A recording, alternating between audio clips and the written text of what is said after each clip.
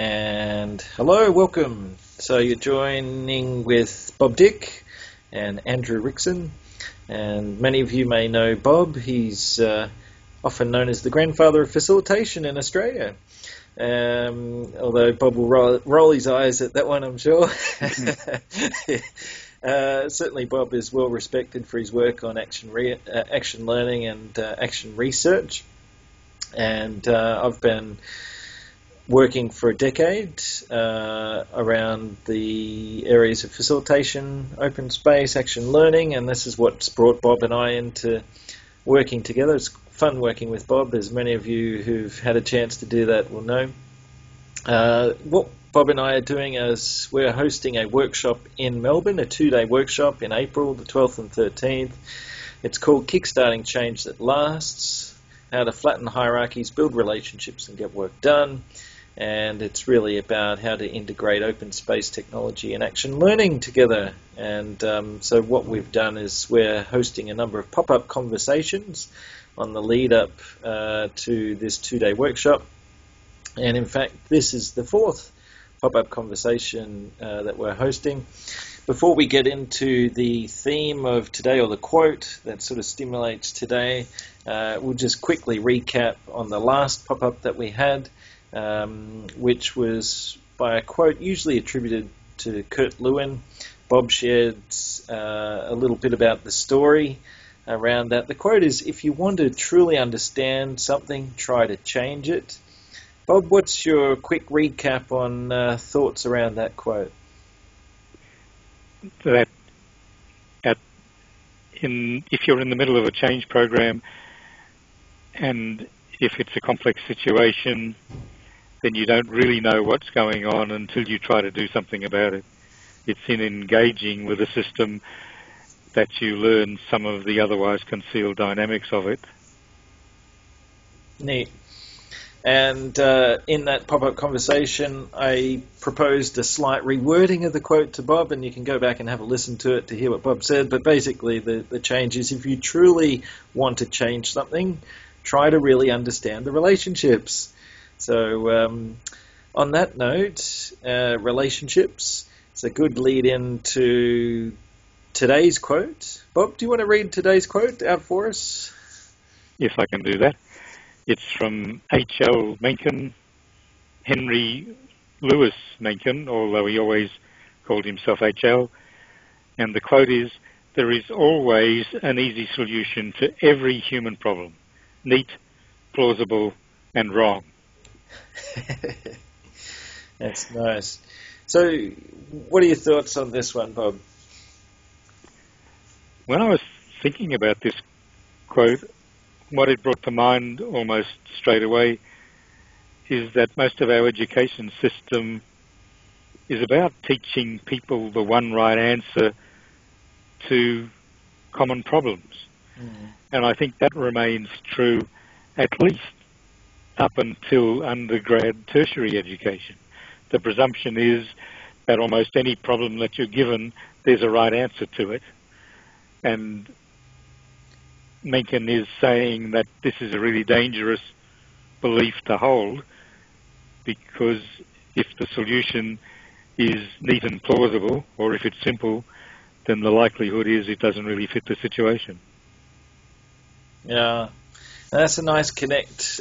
Many people might be familiar with Dave Snowden's Cynefin framework, and I think there's a nice connect there to, if you focus on what are the types of problems that are out there. Obviously, the simple type of problems are very much one right answer, cause and effect, very clear, 2 + 2 = 4. It appeals to me because I did a PhD in maths and community ecology, and I think the one right answer is a big challenge out there, isn't it? You know, thinking that there is one right answer when really what you're faced in with today's complex adaptive systems, all the things, all the components, all the parts going on, you know, that really it's a very difficult space. And in action learning, that's one of the things that you talk about, isn't it? What are the types of problems that are available or suitable to action learning? And I remember Reg Revens talks about the difference between puzzles and problems, doesn't he? Puzzles being more of those sort of one right answer, or maybe even best answer, optimized type of things where an expert can go and sit down and work through the Excel spreadsheets, versus something that really does require collaboration and the wicked problem sort of area, I suppose, where they talk about the need to get the system engaged, get everyone together and work through that. What are your thoughts on that one, Bob? Well, I was thinking when you mentioned the Cynefin framework that one of Dave Snowden's contributions to the discussion is that in what he calls the complex domain, best practice is not an appropriate thing to look for. Best practice sits in the 2 + 2 = 4 domain. Yeah, yeah. And in the complex domain, you have to put together a solution by iterative trial and error. And I remember the mantra in the complex domain is probe, sense, respond. Probe, sense, respond, which is very different to the sort of simple and complicated, which is sense, categorize, respond, or sense, analyze, respond. So the probing, I think that really is the thing that connects to action research and action learning, isn't it? About trying something, having a look at what's going on with that, and then seeing what you can learn through that action and reflection. I think the other thing that comes to mind for me with this quote is how comforting it might be to take a pause and reflect on being wrong. I think, that,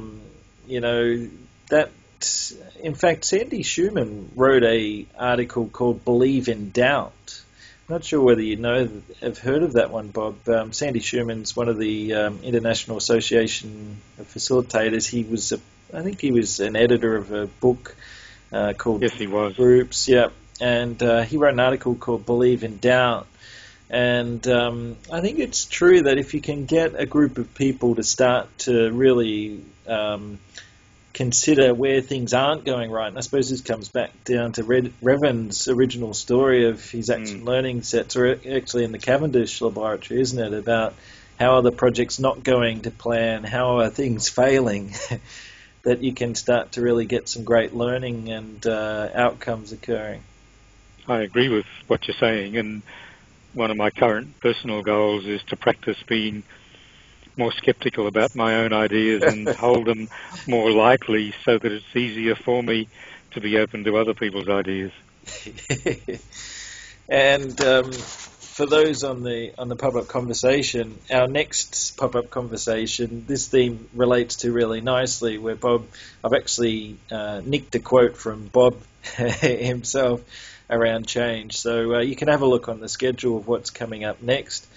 But I hope this gives us a starting point to connect to the workshop Bob and I are running on action learning in open space. And we look forward to joining you again soon on another Pop-Up conversation.